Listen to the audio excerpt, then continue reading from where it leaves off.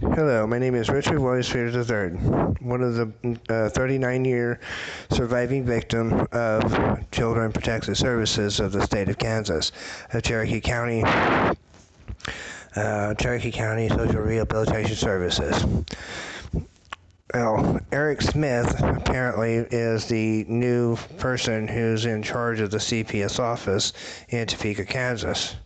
Now that son of a bitch needs to pop over a check for $2.5 million for putting me in facilities at the time of 1981 like this in Wichita, Kansas. Now, for some reason, social workers are not social workers. They sit here antagonizing children such as myself and antagonizing us as adults. Now, this is a facility in Wichita, Kansas called Booth Hospital. It used to be Booth Memorial, but being placed here was the most insane thing I've ever heard of in my life. The social worker who dropped me off here is the most biggest dumbass in the world. First of all, I didn't belong here in the facility at all. Back in May 18th, 1981, I was removed from elementary school in Galena, Kansas. And that's where I was basically removed, was from the elementary. Then placed in 2 temporary foster homes, and then placed here. They tried to place me in a place in Topeka, Kansas called KNI. KNI is an institute for a neurological hospital of some sort. It's for people with retardation and so forth. I didn't qualify for any of the institutional livings, and they know this. Doctors and psychiatric doctors for 14 years and 3 months have told social workers that he's too high function. Everything about him is normal. They forced medication like Mellaril for 14 years, which destroyed most of my body. As far as I'm concerned, extreme terrorist assault is deserved on Topeka Children Welfare Services for putting me up in Topeka State Hospital, where there were furthermore abuse and furthermore assaults, furthermore sexual abuse assaults by older kids, and so forth. And this is why I support extreme terrorist assault on Children Protective Services. They didn't have the right to put me in this facility in Booth Memorial or Booth Hospital in Wichita, Kansas in 1982 or 1981. It was mostly 1982, close around there, or 83. Anyways, in 1982 to 1983, I was placed here and was supposed to be given to another family, which never took place. This is where I was molested by a woman that was 19 years old. Her name was Debbie. She had light blue eyes, hazel eyes with long brown hair, and I don't know how tall she was, but for a female, 19 average height. Now, there was another gentleman by the name Freddie. He was 14 years old, and I was only basically 7 years old. So how does a 7-year-old force a 19-year-old or a 14-year-old to engage in sex and make threats to a 14-year-old to force them to have sex? Are you fucking kidding me? This is why social workers deserve to be killed and executed, because that doesn't make no sense. Anyone normal would know that it is not the child who's forcing people to do things or encouraging such behaviors. Now, Debbie, a 19-year-old, was basically targeting also Heather, who was also 9 years old.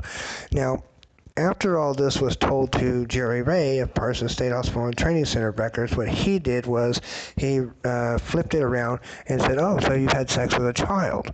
Okay, what the hell? Where does he come up with this nonsense? See, what Jerry Ray was doing at Parsons State Hospital and Training Center was dictating and future fucking. That man is sick. I mean, personally, him and his family deserve to be murdered too and killed, have all their throats slit and placed in a graveyard. Be done with it. That's justice served. Because people like myself are very good people, and we do very nice things for people, and we go out of our way to do nice things for people. And people don't want to give good people like me any kind of recognition. So, the state of Kansas government can pay, like I said, $2.5 million in suffering and false child imprisonment and fraudulently writing up records that do not exist. exist. Writing up behaviors that don't even exist. Actually, Tim Isukali in Wichita, Kansas at 422 South Woodchuck was absolutely restricted from having any knowledge to where I was, to where I was living, to where I was going, and to why I was there. Now, the government cannot explain why it is that I was stuck here at this facility at Booth Hospital having sex with a 19-year-old girl who wanted to play house. Her bedroom was right about here. You see, her bedroom was about here, or right about here somewhere, because Heather's room was right here in the corner. Mine was right about here, where the star is, and the living room was about right here, and so forth. You know, people like myself are not ashamed of the past. We're more ashamed of the future because we already know government's going to destroy everything I have. If I have a house, they're going to take it. If I have a car, they're going to take it. If I have children, they're going to take them because they're so obsessed with trafficking children. Now, my records, juvenile records from Parsons State Hospital and Training Center records several years in the future would have been taken and used against me in Children and Family Services courts in California. Now, California has no jurisdiction over Kansas, but California will forcefully take what they want. Now, where is Rhonda McGee's warrant for Parsons State Hospital and Training Center in 2004 when she took him out of my residence? First of all, I should have just killed the bitch and put a bullet in the bitch's head and kicked her ass right off the balcony and said, whoop, bye. You don't have a warrant, bye. You know, trespassing and so forth. You know, cops don't need to be sitting there assisting social services anyways. They have no business running to residential houses and doing anything to any child. Yvonne Francesca Peters, who's now 15 years old, will never get to know who I am. She'll never get to see who I am or anything like that because they pretty much brainwashed her into believing, oh, your dad's a sex offender, your dad's a very violent man, he likes to do drugs, and actually that's not true. What I want to do is kill every single son of a bitch in Contra Costa County for doing their fucking bullshit crimes. Now, I told motherfuckers, look, I don't have a criminal history, okay, so get over it, quit trying to give me one.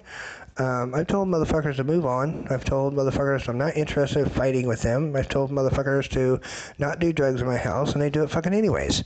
So, this is why I'm a vigilante. People like me are vigilantes, and we don't care about what you think. You either show physical evidence that I have done something, or shut the fuck up. The government in Kansas and California can both pay $2.5 million to me in restitution. Because I deserve to be happy, I deserve to build a business here in the Philippines, I deserve to live a good life, and so forth. I deserve to have these things.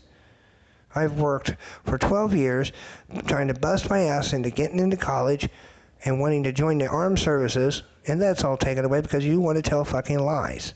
Elena Burnell in 2004 should have been arrested, should have been detained, and should have been charged and convicted. Nothing else more than that.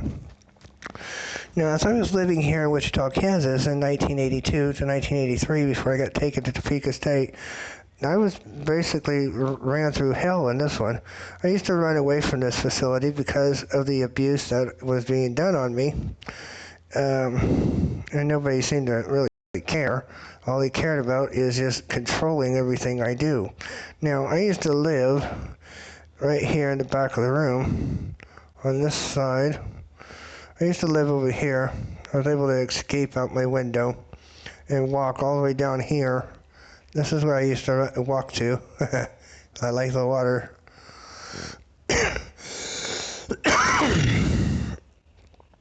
Back in 1981 and 1982, I used to run away from here because of the abuse that was taking place on me by Freddie and Debbie. Me and Heather were the only two children who stayed here who were being sexually engaged on, which was, we didn't know whether or not, Debbie insisted that I have sex with Heather, who's 9 years old, and have sex with her. And Freddie and her would have sex in another bed, which was insane. The staff members were way the hell down here. I mean, they were way down here, while we were way here in Midway, right there. Staff were down here, hanging out, where there was no adult here, nobody here at all, and that's when they took advantage of, because Freddie's room was way down here. My room was way down here, and this was the girls' unit, because we weren't supposed to be, but nobody was ever paying attention. But this facility deserves to get nuked too, because people are just fucking stupid. They don't know anything about anything. They just make up their own stories about people destroying their reputation before they're even fucking 9. It's like, what the fuck? Topeka, Kansas can pay me compensation for the years of suffering, because like I said, every human being deserves to be happy and deserves to be given recognition, deserves to be able to walk this life without being criminally alienated, without slander, defamation, perjury. All the records that were written on me in 1981 all the way to August 23rd of 1995 are 100% felony fraud. None of those records even existed. No rape was ever done, but except on me. People were doing bad, terrible things, and that's what they were doing. The government likes to avoid paying out people like myself. For what reason, we don't know. They think they deserve to be rich, and they think they're heroes. They're not heroes. They're just pissing people off like me, who are good people and don't want to give us recognition. The government needs to pay, in Kansas, $2.5 million to Richard Williams Peters III, and that is that. Thank you for listening.